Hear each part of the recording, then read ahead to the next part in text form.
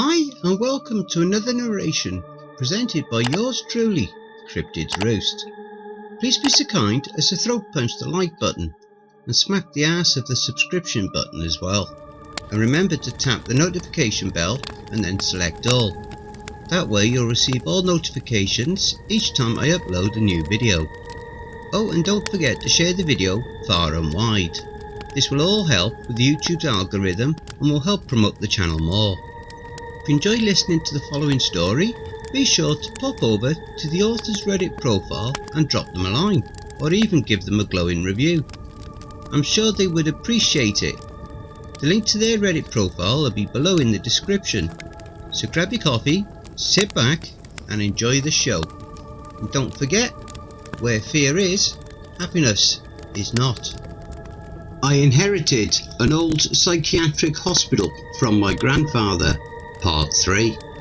This fantastic series is written by So Lonely 200, a wonderful author over on Reddit's NoSleep subreddit.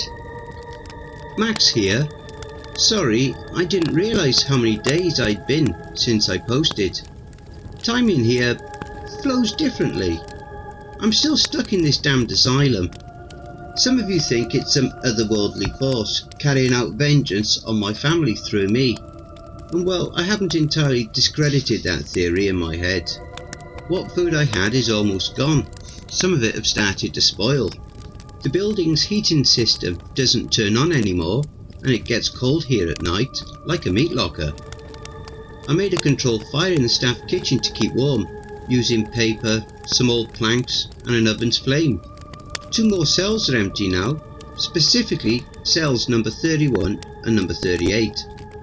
Curiosity got better of me, and upon seeing the windowless cell, number 38's door opened. I peeked in. The walls of the room were coated with blood, entrails and slash marks in the wall's padding. In the centre was a mutilated corpse, missing all of its skin. When I entered the room, a blood trail dragged down the hall, like someone was moving a body. I could swear it wasn't there before I entered the room. I found cell number 31's occupant not long after that. He sat in a corner of the elevator. He didn't seem to acknowledge my presence. The lights flickered in his presence as well. They suddenly went out for a split second, and he was gone when they came back on. I felt a burning sensation in my forearm, a stabbing pain like I had it on an oven coil. In my arm were 4 deep cuts. They formed a word: hi. They didn't heal, despite their depth, but they hurt like hell. I felt faint and leaned against the wall of the elevator. I rested my eyes a moment and heard the faint ding of the elevator. I didn't recall pressing the button, but stepped out of the elevator regardless, just wanting to get off. This was a mistake as soon as I realised, as I gazed upon the stark white wall before me. I turned around to get back on the elevator, but found only a wall. Painted on it in black lettering was the number 21. I turned around, gulping, and faced the hall. There were now people. Unlike last time, these had faces. They were all in patient gowns. Some of them had their scalps peeled back, revealing brain matter. Others had small holes drilled above their eyebrows, leaking blood. All of them had a black fluid leaking from the holes where their eyes should have been, and they were all facing me, not moving or making any noise. I tentatively stepped down the hall, walking through the group. They never took their eyes off of me. As I continued, the black liquid started pooling at their feet. They numbered in the hundreds, stretching down the hall for miles. An overwhelming sense of dread began to well in my chest as they started muttering among themselves. I began moving faster as the fluid began filling the floor, individual puddles merging with each other. I heard movement behind me and I broke out into a sprint, up to my ankles now. The inmates began talking louder, speaking in the same gibberish as the nurses. The black substance was halfway to my knees, and I began struggling to keep up a quick pace. How long was this hole? At my knees now, and it was like tree sap, sticky and hard to move through. It was like the deeper it got, the thicker it was. At my thigh, I could barely move at all. The faces of my family's past staring me down. At my waist, it was like mud. I began feeling claustrophobic as it rose further. I couldn't move or breathe at this point. It was up my neck now, and I felt hands dragging me under. I kicked at them, or tried to at least, but it was for nothing. I felt it entering my mouth and my nostrils, and the world began to fade. I suddenly fell to the ground, gasping and clawing for air. I could see. I could breathe. I quickly sat up and took in my surroundings. I was in the basement. I steadied my breath and let out a sigh of relief. Was that a dream? It felt so real. I took the stairs up to floor 9 and froze as I opened the door. On the walls of the hall, written hundreds of times, was a phrase I couldn't understand. There was a hole here. It's gone now. It was written on the walls, floor and ceiling. Every square inch of the hall of floor 9 contained that phrase. A door at the end of the hall creaked open, and S. Kemper, as their straitjacket identified them, crawled out on all fours. Only thing was, he was on the ceiling. Their jacket had been untied, rolled up sleeves revealing clawed hands. From the distance I was at, I couldn't tell if those were their fingernails or talons. I stepped backwards to leave, and the floor creaked. The being looked up and cocked its head.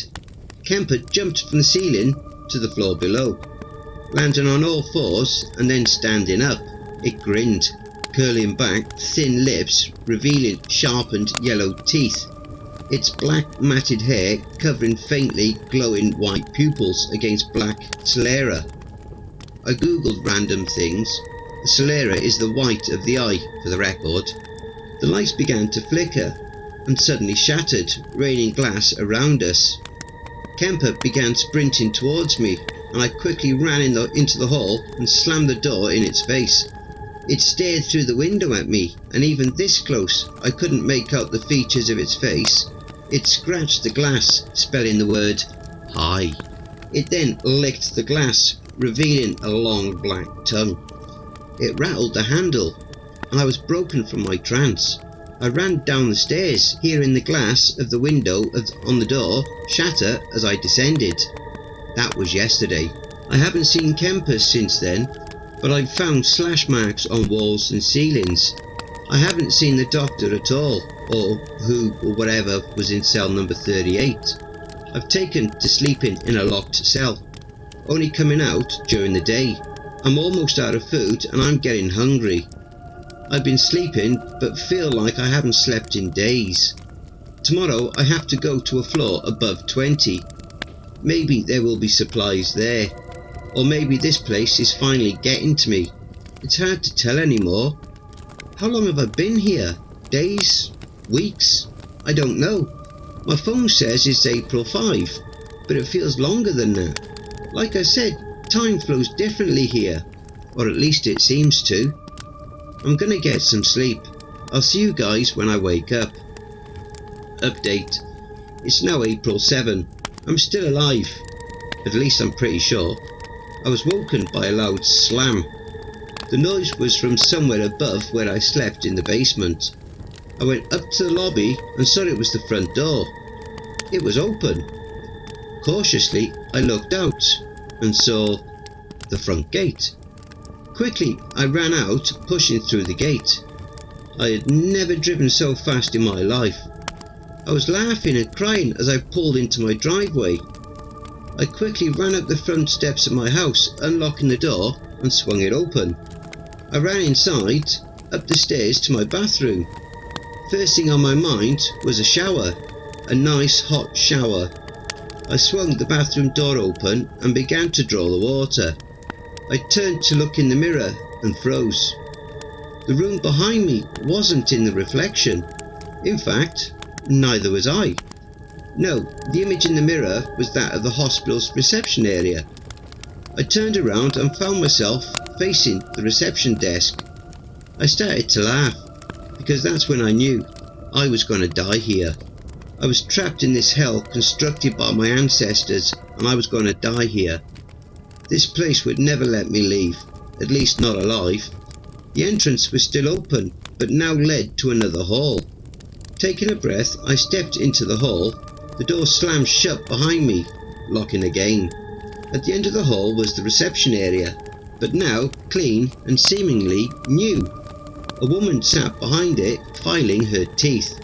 She gestured to me to step forward. She spoke as I did so. Now, little one, you don't belong in this place. There was a hole here, but it's gone now. Don't forget, if you enjoyed that story, be sure to pop over to the author's Reddit profile and drop them a line, or even give them a glowing review. I'm sure they really would appreciate it. The link to their Reddit profile will be below in the description. Don't forget to check out the merch store. The link will be in the description and also in the video thumbnail. And if you'd like an honourable mention, send in a snapshot of yourself with your purchase and I'll feature it in one of the videos. Have you written a creepypasta story you would like me to narrate? Have you had any cryptid sightings, paranormal or supernatural encounters, or even had a creepy or terrifying situation you would like to share?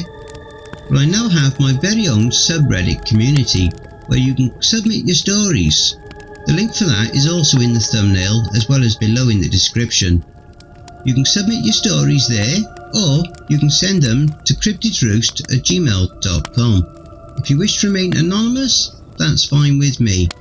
Now I also have a Facebook group, Twitter, Reddit and Discord.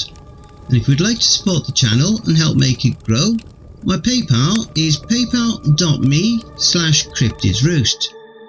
If you wish to remain anonymous, that's fine with me. Now I also have a Facebook group, Twitter, Reddit and Discord. And if you would like to support the channel and help make it grow, my PayPal is paypal.me/cryptidsroost, and any and all donations would be gratefully received. Again, that will also be below. And don't forget, where fear is, happiness is not.